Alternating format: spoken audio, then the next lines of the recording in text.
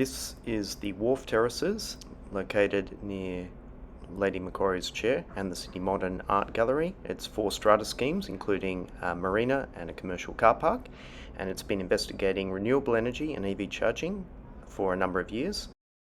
There are actually a number of buildings located here, and the main electrical room is in the car park building that's closest to the Sydney Modern Art Gallery.